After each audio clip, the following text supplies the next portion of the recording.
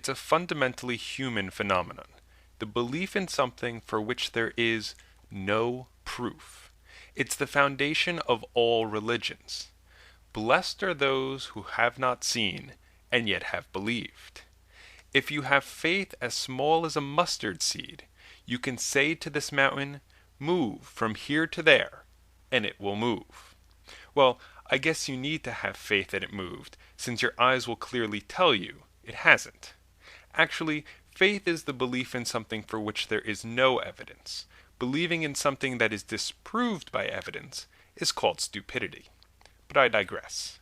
If you approach any Christian and ask them if they have faith in God, they will tell you, yes. And with over 2 billion Christians on this planet, we must be living in a sea of faith. But are we? Now, a person may tell you they have faith in God, but does that mean they do? Not necessarily. For example, a person at a party can be sitting in the corner, talking to no one, with a sullen look on their face. Yet when asked, they will tell you they're feeling fine and having a good time. Right. The same goes for faith. People may not be as honest as we think. So to determine who truly has faith, I propose the following thought experiment. Feel free to play along. Now let's say I asked you to live for a time according to all the rules of the Bible. This would not only include the 10 Commandments, but all those other extra rules, like no wearing clothes made of mixed fibers, no getting tattoos or piercings, no eating shellfish, no eating fortune cookies, and no eating pork of any kind, just to name a few, along with the New Testament ideals of poverty, humility, and loving your neighbor as much as you love yourself. I'll exclude all of the stoning and other capital punishment requirements. Remember, it's a thought experiment. I make up the rules. Now let's say I asked you to live like this for 1 minute, and in return, I'd give you $20. I'm pretty sure most people would take it. Okay, what if I asked you to live like that for 5 minutes, and in return I'd give you $100? Now remember, any slip up and game over.